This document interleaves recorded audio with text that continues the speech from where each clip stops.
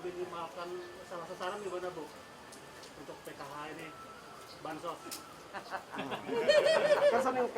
Jadi itu sesuai dengan Undang-Undang Nomor 13 Tahun 2011. Untuk penerimaan manfaat itu daerah lah yang akan mengusulkan kepada kami. Jadi itu ada undang-undangnya bahwa untuk fakir miskin itu datanya dari daerah. Jadi daerah lah yang nanti akan menggodok itu. Nanti kalau ada yang tidak puas, silakan, kami punya situs namanya Usul Sanggah. Menyanggah, misalkan ini nggak berhak, silakan usul ke kami. Nanti kita akan cek di lapangan apakah berhak atau tidak. Begitu. Bu, panjenengan sakit mendet piyambak nopo mboten untuk ATM. Itu ra ngerti, Bu. Sakit nopo mboten sakit dicobi. Dokternya pun enten nggih. Niki kula serabi nggih. Monggo, Pak. Bahasa Inggris, Pak. Orang banyak.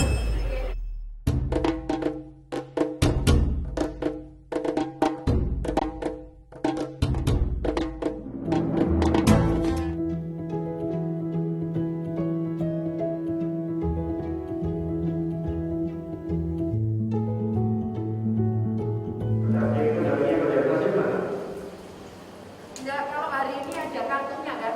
Kartunya belum kepegang. Ya, 200 ini Pak. BRI bisa nggak ini jadi? Sudah jadi itu berapa bulan itu Pak? Sudah jadi, oke Pak. Bawa Pak, Kepala Dinas saya titip. Ya, kita serahkan ke Bapak.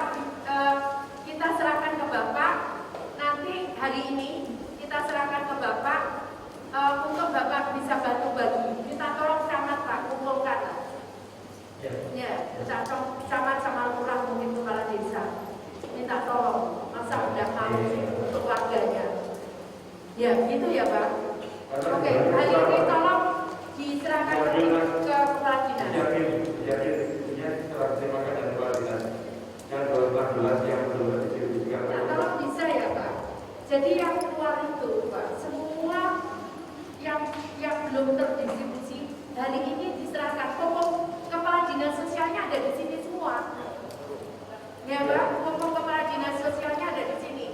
Saya tunggu nanti, saya akan pantau udah diterima belum hari ini. Ya saya minta sebagai bank penyalur mereka yang pertama tidak menunda bantuan-bantuan itu karena ternyata begitu saya sampaikan kan penerima manfaatnya juga jelas ada kan di situ, artinya bahwa tidak ada masalah kan, hanya memang harus segera diserahkan. Buktinya tadi saya rapat 7:30, jam berapa sekarang? Jam 12 sudah bisa bagi. Artinya sebetulnya nggak ada masalah dengan apa namanya, dengan terkait data, dengan terkait penerima manfaat, alamatnya juga ternyata bisa dicari, ya kan? Itu satu. Yang kedua, ada masalah-masalah yang memang daerah terpencil. Jadi ada yang butuh 15 jam. Tidak fair juga kalau mereka kita paksa, mereka nerimanya sebulan 300.000, sementara mereka harus menempuh perjalanan mengeluarkan uang 500.000, itu juga fair. Karena itu tadi kita putuskan bahwa bank akan menyerahkan bantuan itu ke tempat sana. Ya, ke sana diserahkan bantuan, jadi bukan mereka yang datang, itu bentuknya cash. Dan itu supaya mereka juga tidak perlu ke ATM, mereka tidak perlu ke apa namanya, sehingga kenapa? Karena memang daerahnya terpencil. Nah, yang ketiga tadi mungkin nanti saya akan bicara dengan Pak Gubernur untuk bagaimana itu ditetapkan menjadi KAT, jadi komunitas adat terpencil, sehingga kita bisa buat treatment yang berbeda seperti itu. Baik, ada lagi? Bu Munti, izin ya.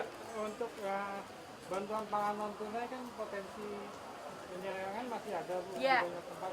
Antisipasinya apa dari? Ya, nanti mungkin bulan depan lah insya Allah kita akan lakukan, atau bulan depan ya, kita akan lakukan uji coba di beberapa daerah. Jadi nanti dia belanjanya bisa di mana saja.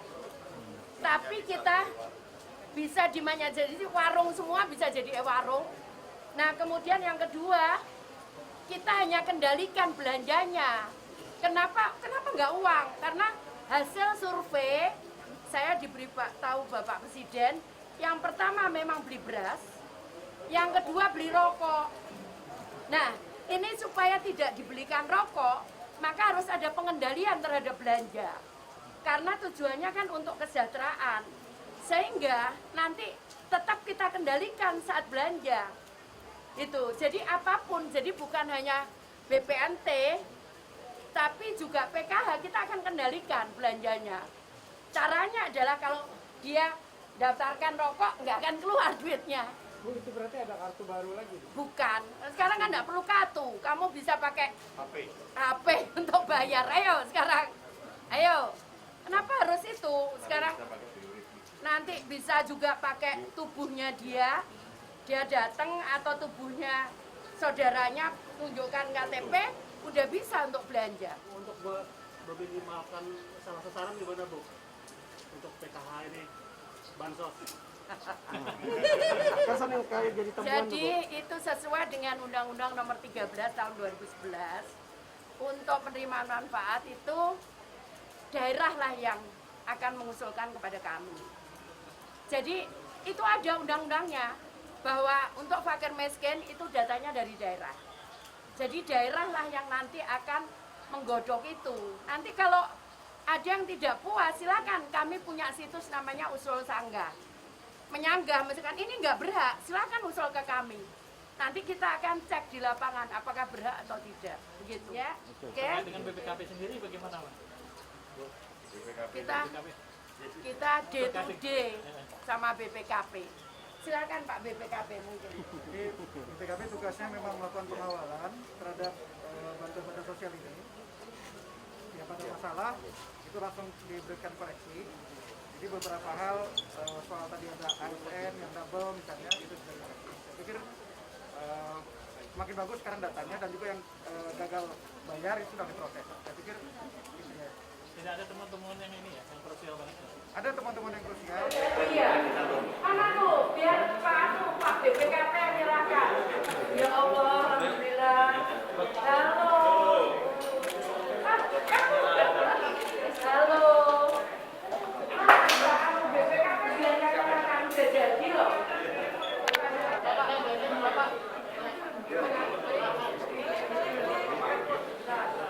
Pak udah jadi kartunya Pak.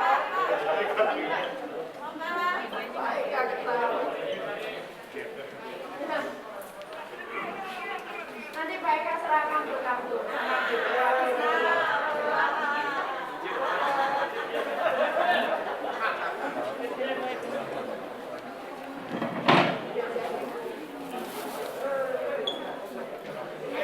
ya, PMK mana Pak? Udah jadi Pak kartunya.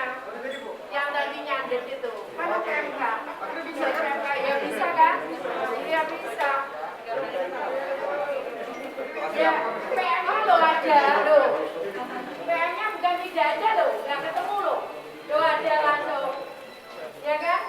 Nah, silakan Pak BPKP yang menyerahkan. Saya satu, Pak BPKP satu. Nah, ini Bu. Namanya Ibu siapa? Ibu Kasiatun. Ya, ini leres. Bu, panjenengan sakit mendet piyambak nopo boten untuk ATM. Itu ra ngerti bos. Sakit nopo boten? Oh, yo gede. Oke. Nggih, nggih boten nopo-nopo. Niki tenan nomere. Oke. Sakit dicobi. Dokternya pun enten. Nggih. Niki kula serani nggih. Monggo, Pak. Bahasa Inggris, Pak. Ibu orang Banjar? Oh, oke. Makanya kalau sama ini ngerti. Oh iya benar Bu.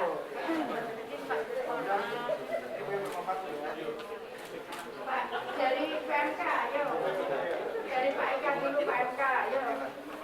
Dari Sujak kan ada. Namanya Bu Fatina.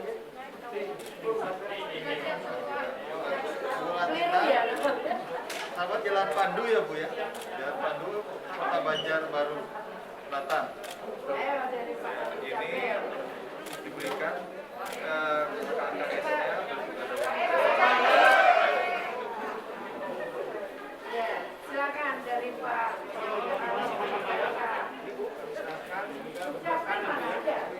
atas, Bu. Oh di atas.